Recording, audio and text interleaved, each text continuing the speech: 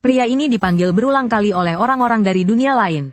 Bahkan Dewi yang memberikan anugerah dan berkah pun tidak tahu alasannya. Hal ini membuat mata kirinya terbangkitkan sebagai mata sihir formasi, dan mata kanannya menjadi mata sihir penglihatan. Ia bahkan dipanggil menjadi Raja Iblis di dunia lain. Beberapa waktu lalu, Taka Fujiki Kiri hanyalah siswa SMA biasa. Saat dia seperti biasa sedang belajar di kelas, sebuah lingkaran sihir raksasa muncul di dalam kelas. Ketika ia tersadar kembali, seluruh murid di kelas telah dipanggil ke ruang putih murni. Seorang wanita berambut pirang meminta semua orang untuk tenang. Tempat ini adalah celah antar dunia, dan dia adalah sosok yang disebut sebagai Dewi. Mereka dipanggil ke sini untuk menjadi pahlawan yang akan mengalahkan Raja Iblis. Selanjutnya mereka akan dikirim ke dunia pedang dan sihir. Sebelum pergi, mereka akan diberi sebuah hadiah, yaitu kemampuan khusus yang dimiliki masing-masing. Kemudian seluruh kelas dipanggil ke dunia lain. Seperti yang diharapkan dari Nona Saintes, pahlawan dari dunia lain akhirnya berhasil dipanggil ke sini. Raja dunia ini menyambut kedatangan semua orang, dengan tulus berharap para pahlawan dapat mengalahkan Raja Iblis. Semua orang bertanya-tanya apakah mereka bisa kembali ke dunia asal. Sang Saintes memberitahu bahwa pada bulan purnama berikutnya mereka bisa kembali. Setelah berdiskusi, para siswa memutuskan akan mempertimbangkan selama sebulan apakah akan menjadi pahlawan. Raja juga meminta mereka menikmati jamuan malam ini. Sebulan kemudian baru memutuskan apakah akan kembali atau menjadi pahlawan. Saat Kiri bersiap menikmati makanan dunia lain, sebuah lingkaran sihir muncul lagi di lantai. Sebelum ia sempat memikirkan apa yang terjadi, lingkaran sihir di lantai sudah terbentuk. Para siswa bertanya-tanya mengapa hanya di bawah kaki Kiri yang ada lingkaran sihir. Cahaya putih berkilat. Kiri kembali berada di tempat yang disebut celah dunia. Wanita berambut pirang kembali memperkenalkan dirinya sebagai Dewi. Lama tidak bertemu ya, Dewi. Kurang lebih baru beberapa puluh menit. Dewi juga bingung. Bukankah kamu baru saja datang? Kenapa datang lagi? Kiri pun menebak bahwa dirinya telah dipanggil lagi. Karena sudah dipanggil, Dewi tetap memberikan berkah padanya.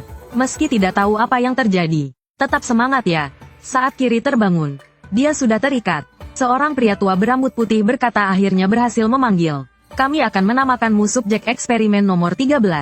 Subjek eksperimen nomor 12 mungkin juga punya mata sihir. Kiri merasa pemanggilan kali ini tampaknya tidak baik. Dua orang ini sepertinya ilmuwan dan dokter tua.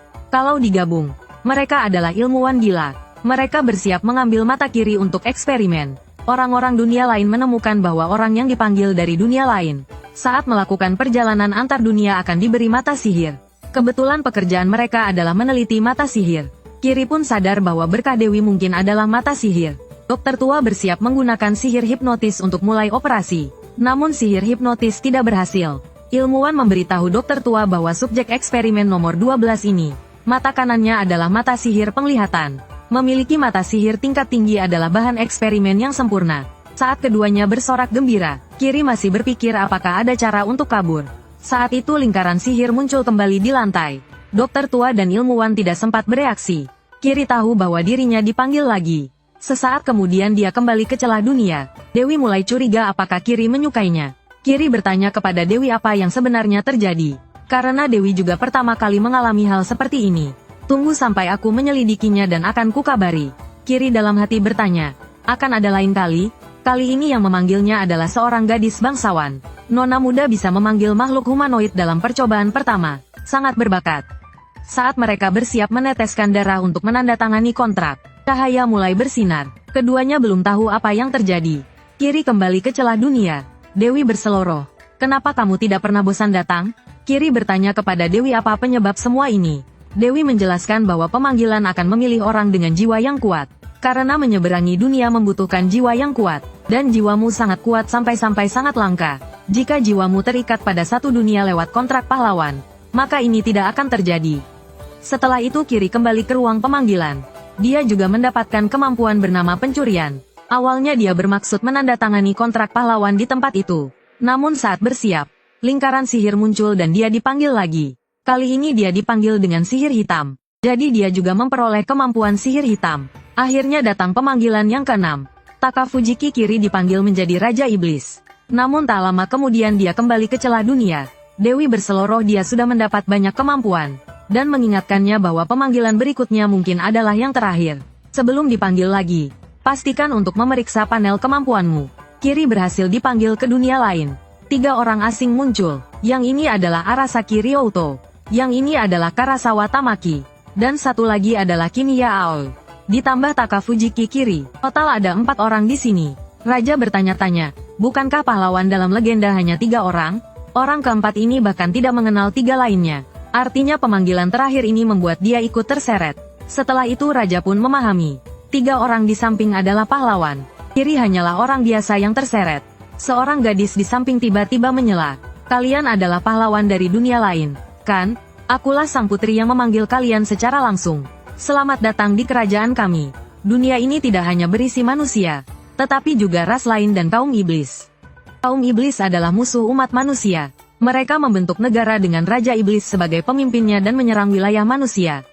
Negara-negara yang dipimpin oleh kekaisaran menyerukan pemanggilan pahlawan. Di kerajaan ini hanya wanita dari keluarga kerajaan yang bisa memanggil pahlawan.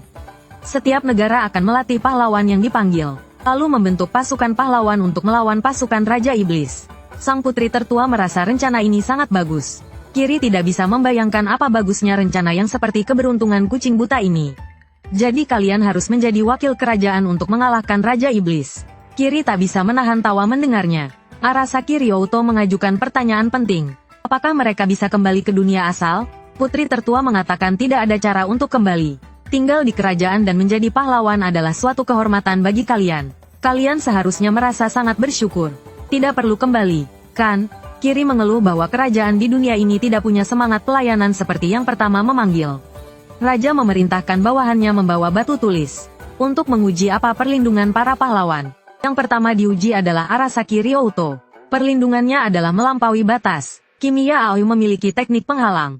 Karasawa Tamaki memiliki afinitas mana. Terakhir, perlindungan Takafujiki Kiri adalah deteksi. Bahkan Raja pun terkejut bahwa dia memiliki perlindungan. Setelah itu dilakukan tes fisik dan tes sihir. Ryouto menunjukkan hasil luar biasa dalam tes fisik. Aoi menunjukkan bakat luar biasa dalam tes sihir. Bahkan Tamaki juga menunjukkan hasil yang luar biasa. Hanya Kiri yang kemampuan sihirnya 0. Kemampuan fisiknya bahkan lebih lemah dari perempuan. Bagaimanapun juga mereka adalah pahlawan. Tidak bisa dibandingkan. Malam itu Ryouto bilang ingin berdiskusi. Kiri juga dipanggil ke kamar Ryouto. 2 pahlawan wanita lainnya juga ada di sana. Tamaki merasa Kiri yang bukan pahlawan tidak seharusnya ada di sini. Tentu saja Kiri tidak terlalu memperdulikannya. Ryouto menjelaskan bahwa kemampuan deteksi Kiri sangat penting. Dari sudut pandang Kiri, 3 pahlawan itu adalah pria dan wanita tampan dan cantik. Bahkan di dunia asal pun mereka akan jadi orang sukses yang sempurna. Mereka berdiskusi apakah harus tetap tinggal di negara ini. Namun karena perlakuannya baik, tidak ada alasan untuk pergi. Kiri berkata bahwa tempat ini tentu saja cukup bagus. Tapi melalui secarik kertas dia memberitahu bahwa ada yang menguping. Jangan mengucapkan hal-hal yang bisa menimbulkan masalah. Perlindungan deteksi Kiri langsung berguna. Deteksi bisa mengenali keberadaan orang atau makhluk di sekitar. Sekarang ada seseorang di balik pintu yang sedang menguping. Tadi mereka sudah menyuruh pelayan keluar sebelum berbicara. Kemungkinan besar yang menguping adalah pelayan itu. Kiri meminta Aoi untuk membuat penghalang peredam suara. Kemudian Kimiya Aoi mencoba melakukannya. Meskipun berhasil, namun tidak bertahan lama. Tamaki bertanya kenapa mereka harus menguping. Tentu saja karena kami adalah pahlawan. Kekuatan dan keberadaan kami merupakan ancaman bagi dunia ini. Jadi wajar saja mereka memata-matai. Kiri juga merasa bahwa negara ini sedang mengalami krisis keuangan. Terlalu banyak tindakan tak perlu dari sang raja. Para pejabat dan penjaga juga sangat sedikit. Makanan setiap hari terlalu berbumbu. Kamar pahlawan juga sangat sederhana. Hanya Kiri yang sudah berkali-kali dipanggil tahu betapa buruknya perlakuan kali ini. Kiri memberitahu mereka semua, sebaiknya memasukkan rencana meninggalkan negara ini sebagai pilihan. Selama memanfaatkan kemampuan deteksi, meninggalkan tempat ini bukan hal yang mustahil. Setelah itu baru mencari cara kembali ke dunia asal. Bagi negara ini, pahlawan mungkin adalah harapan terakhir. Jadi mereka tidak akan membiarkan kita pergi begitu saja. Mungkin saja mereka menyembunyikan cara untuk kembali. Tapi sekarang masih terlalu cepat untuk melarikan diri. Saat itu Tamaki melihat warna pupil mata Kiri tampak aneh. Bahkan Kiri sendiri juga lupa. Tidak tahu harus menjelaskan seperti apa. Ryouto mengatakan bahwa setiap orang memiliki hal yang tidak ingin dibicarakan. Dan usia mereka memang sedang berada di masa itu. Jadi tidak perlu dipermasalahkan. Kiri menebak Ryouto mengira dia hanya sedang kambuh. Sindrom anak SMP. Dan memakai lensa kontak berwarna. Kiri hanya bisa ikut bermain peran dan berkata, jangan remehkan kekuatan mata Raja Iblis. Saat itu Kiri sendiri pun belum tahu kemampuan dari mata sihir miliknya. Setelah membuka panel sistem, dia menemukan bahwa statistiknya sangat tinggi. 1056 juga termasuk dalam ras vampir dari bangsa iblis. Ia juga memiliki kemampuan pencurian dan sihir gelap. Menjadi vampir sepertinya terjadi saat pemanggilan ketiga. Vampir adalah ras malam yang memberontak terhadap para dewa. Kemampuan mereka di siang hari hanya 1/10 dari malam. Itulah mengapa dia merasa pusing saat tes fisik di siang hari. Dan rasa tidak enak karena bawang putih dimakan malam juga terjawab. Dia selalu tertarik pada leher dan darah orang lain. Sepanjang hari dia menggunakan kemampuan deteksi untuk mengamati luar. Tanpa menyadari keanehan dalam dirinya sendiri, Kiri memutuskan untuk menyelidiki kemampuannya sendiri. Kemampuan deteksi aura eksplorasi, dan kemampuan membuat senjata dengan mengonsumsi mana. Bahan yang didapat bisa dibuat menjadi senjata. Mata sihir penglihatan di mata kanan memiliki penglihatan dinamis mutlak. Mikroskopi, penglihatan malam, identifikasi, mata elang, penghancur ilusi, penglihatan tembus pandang, memori visual, penglihatan eksternal. Mata sihir formasi di mata kiri agak sulit dimengerti. Bisa menyalin lingkaran sihir yang pernah dilihat ke dalam mata, dan bisa mengaktifkan lingkaran sihir itu kapan saja. Masih banyak kemampuan lain yang belum bisa dipahami Kiri. Kemampuan yang berhubungan dengan vampir masih bisa dipahami. Jika menghisap darah sampai jumlah mematikan, orang itu akan berubah menjadi ghoul. Jika menyuntikkan darahnya ke tubuh perawan pria atau wanita, maka mereka akan menjadi pelayan vampir. Jika membunuh atau membuat mereka terkena darahnya, maka mereka menjadi bawahan vampir. Menghisap seluruh darah akan memberinya semua ingatan makhluk itu. Dia juga bisa mencuri kemampuan target melalui hisapan darah. Kiri menyadari bahwa dia sangat kuat. Setelah itu, Kapten Ksatria Kerajaan mulai melatih para pahlawan. Namanya adalah Igiana. Kiri terkejut bahwa seorang kapten adalah wanita. Dia menduga ini adalah tanda-tanda krisis keuangan negara. Meski Tamaki dan Aoi adalah penyihir wanita, mereka juga harus belajar bela diri. Kiri menggunakan mata sihir penglihatan untuk melihat status mereka bertiga. Dan dia menemukan bahwa, setelah ketiga pahlawan mempelajari dasar-dasar bela diri, mereka akan memilih cabang spesialisasi masing-masing untuk pelatihan lebih lanjut. Kepada Kiri dikatakan bahwa ada rencana khusus. Tujuannya adalah membuat Kiri mencapai level prajurit biasa. Sebagai vampir, Kiri merasa sangat mengantuk di siang hari, dan sinar matahari langsung membuat kepalanya sangat sakit. Saat itu sang putri sulung datang. Kiri menyadari dia adalah sang putri sombong dari kemarin. Yang satu lagi juga tampak seperti putri. Meski cantik, tapi ekspresinya agak dingin. Seperti yang diduga Kiri, keduanya memang putri. Keduanya datang untuk meninjau pelatihan para pahlawan. Putri sulung dengan angkuhnya mengatakan datang di tengah kesibukannya. Mereka semua harus berterima kasih padanya. Putri kedua menyapa Kiri, karena sore ini dia akan melatih Kiri secara pribadi. Kiri tidak mengerti mengapa hanya dia yang mendapat pelatihan pribadi. 3 pahlawan lainnya juga mendapat pelatihan di ruangan lain. Mengingat sikap angkuh sang putri sulung tadi, Kiri berpikir, suatu hari nanti dia harus membalasnya. Putri kedua mulai mengajari Kiri tentang pengetahuan dunia ini. Kiri bertanya apakah dia disebut putri kedua karena adik dari putri sulung. Putri ketiga menjelaskan bahwa meskipun dia lebih tua, hubungan internalnya sangat kompleks. Karena hak suksesi tahta berada pada putri sulung. Jadi meskipun lebih muda, adik perempuannya tetap menjadi putri sulung. Kiri yang memahami kerumitan itu pun tidak berniat bertanya lebih jauh. Dari penjelasan putri ketiga, Kiri mendapatkan gambaran tentang keadaan kerajaan. Kerajaan ini tampaknya didirikan oleh seorang penyihir wanita yang mengalahkan Raja Iblis. Dengan kata lain, pendiri negara ini adalah seorang penyihir. Budaya pemujaan terhadap penyihir sangat mendalam.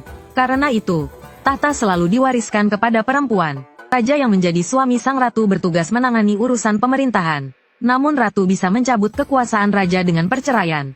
Pengetahuan tentang sihir dan sejarah dunia ini juga ia dengar dari putri kedua. Besok ia juga harus belajar tentang teori sihir. Kiri pun meminjam buku sihir tingkat dasar dari putri kedua. Meskipun dia sering mengantuk saat pelajaran, tapi dia tetap pinjam buku sihir. Putri kedua pun tersenyum tipis melihat itu. Setelah itu, Kiri mencoba berkali-kali menggunakan mata sihir formasi tapi gagal. Lalu dia teringat bahwa mata sihir penglihatan bisa menyimpan lingkaran sihir. Itu adalah lingkaran sihir hipnotis tingkat tinggi yang digunakan dokter tua sebelumnya. Kiri menggambar ulang lingkaran sihir itu, lalu mengaktifkan mata sihir formasi. Rasanya benar-benar berbeda dari sebelumnya. Mata sihir formasi berhasil diaktifkan untuk pertama kalinya. Itu dilakukan untuk memanggil pelayan. Dia berkata ingin meminta tolong sesuatu pada pelayan. Lalu mengaktifkan sihir hipnotis tingkat tinggi pada pelayan. Seperti yang diduga, pelayan berhasil dihipnotis. Bahkan saat ditanya warna pakaian dalamnya, Dia menjawab tanpa ragu, dengan mata tembus pandang. Kiri memastikan bahwa dia tidak berbohong. Dia menduga bahwa mata sihir formasi hanya bisa menyimpan lingkaran sihir dari dunia tempat dia mendapatkannya.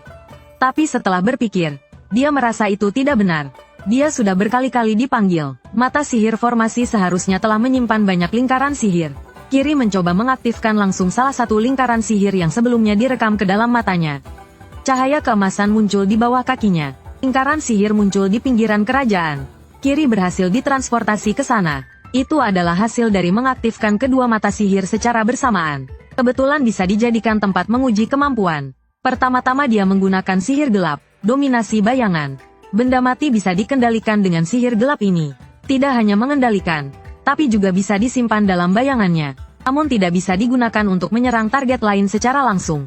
Tapi jika dikembalikan, bisa memberikan efek serangan. Satu lagi kemampuan sihir gelap, yaitu perpindahan bayangan, juga sangat berguna.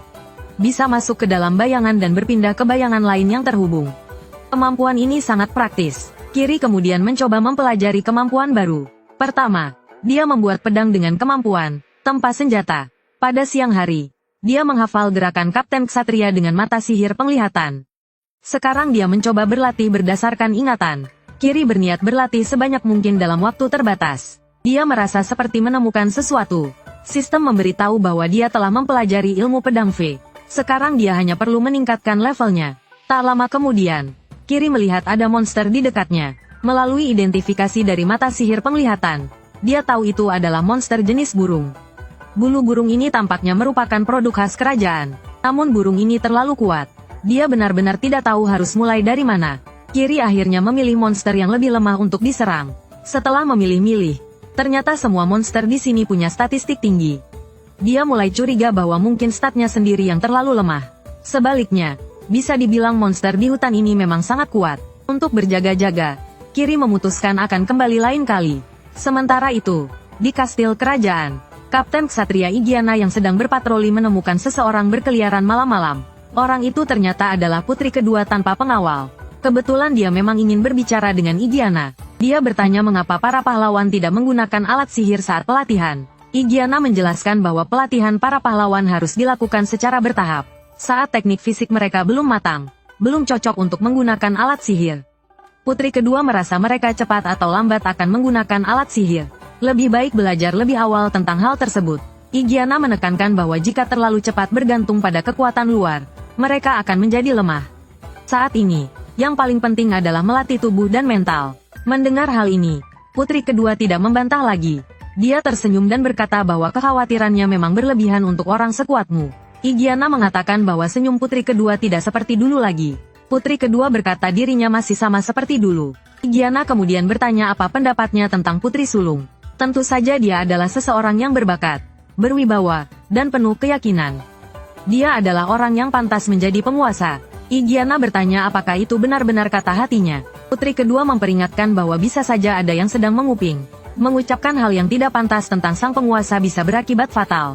Igiana menatap punggung putri kedua yang berlalu.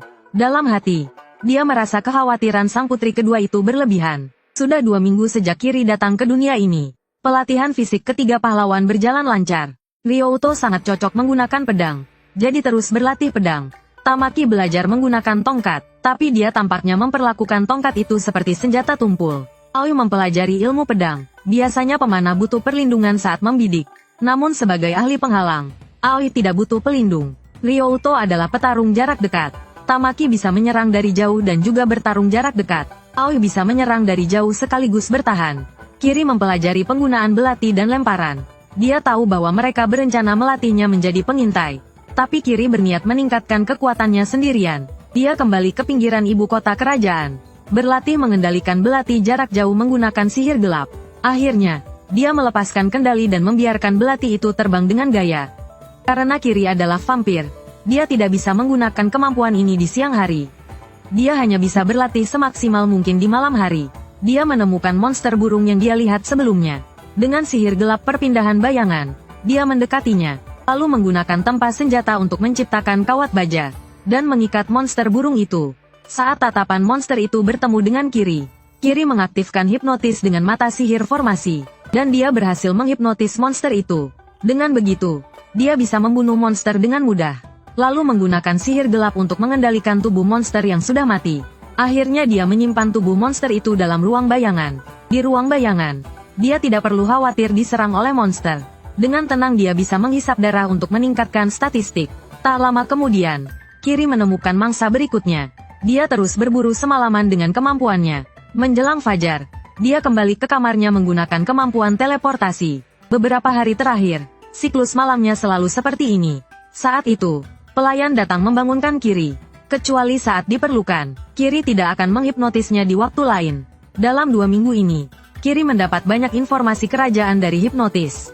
Ratu saat ini sebelumnya tidak bisa memiliki anak. Tapi dalam negara yang dipimpin wanita ini, Ratu harus melahirkan putri. Apalagi anggota kerajaan sering meninggal karena sakit. Ratu terjebak dalam situasi tanpa pewaris tahta. Akhirnya, putri dari seorang adipati jauh dinikahkan dengan raja. Dan anak dari mereka adalah Putri Arya. Sampai usia 7 tahun, semua orang mengira Arya adalah pewaris tahta. Namun tahun itu, Ratu melahirkan putri kandung. Namanya Amanda, yang kini menjadi putri sulung. Dia juga mewarisi kekuatan sihir sang ratu. Sejak saat itu, Arya tidak perlu dididik sebagai pewaris tahta lagi. Ketika Amanda berusia 7 tahun, dia menjadi putri sulung. Arya yang kehilangan hak tahta juga kehilangan eksistensinya. Semua orang tidak lagi memperhatikannya. Bahkan dia tidak bisa menemukan calon suami. Putri yang ditinggalkan itu seperti boneka yang dikurung di kastil. Kiri merasa dirinya sangat mirip dengan keadaan itu. Hari ini, putri kedua Arya membangunkan Kiri yang masih tidur. Dia mengatakan bahwa ini adalah pengetahuan yang harus dikuasai untuk bertahan hidup. Biasanya putri kedua tidak bersikap seperti itu. Aku dengar kamu berlatih penyamaran dan pengintaian selain bela diri. Meski kamu tidak memiliki bakat sihir, kamu tetap punya nilai. Sebelumnya Kiri menyadari bahwa dia tidak bisa menggunakan sihir di dunia ini.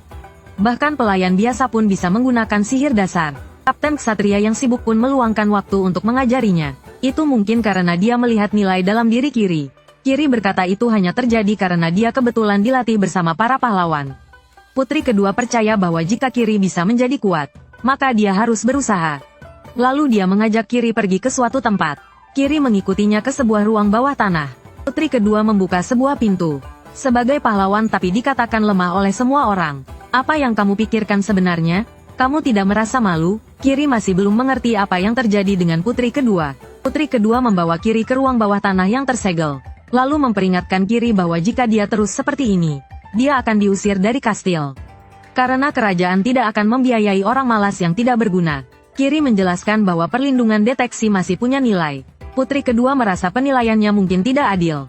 Tapi kenyataannya kamu memang tidak berusaha. Kamu punya perlindungan. Kenapa tidak berusaha? Faktanya, Kiri tidur di siang hari. Dan malam harinya bertarung melawan monster. Kiri pun berkata bahwa dia sebenarnya sudah berusaha. Dia tidak punya bakat dan kemampuan seperti ketiga pahlawan lainnya. Putri kedua menjelaskan bahwa ruangan ini memiliki penghalang sihir. Jadi tak peduli sekeras apapun mereka berteriak, tidak ada yang akan mendengar. Kiri masih berpikir bagaimana cara membuka pintu. Tiba-tiba putri kedua menendangnya. Langsung menendang Kiri hingga terpental ke dinding. Kamu tidak seperti aku yang benar-benar kehabisan jalan. Dengan kemampuanmu, kalau diusir pasti akan dibunuh oleh monster. Kalaupun harus hidup sengsara, tetaplah hidup dengan baik. Kiri pun menyadari bahwa wanita di depannya ini bukanlah putri boneka, tapi seorang wanita bangsawan sejati. Putri kedua menyuruh Kiri untuk bangkit. Berhenti menyia-nyiakan waktumu. Tiba-tiba Kiri tertawa terbahak-bahak sambil memegang kepala. Ternyata kamu wanita yang baik. Sebelumnya aku meremehkanmu. Putri kedua mengira Kiri sedang mengejeknya. Kiri memberitahunya bahwa dia memiliki tekad untuk hidup yang lebih kuat daripada orang lain. Dalam hal ini, mereka berdua sangat mirip. Saat itu putri kedua mulai melihat Kiri dengan cara yang berbeda dan menyadari bahwa dia sangat kuat. Kiri yang tahu bahwa dia mungkin akan diusir memberitahu putri kedua bahwa dia akan mencari cara untuk mengubah nasibnya. Kiri masih ingin tetap tinggal di kerajaan untuk mengumpulkan informasi.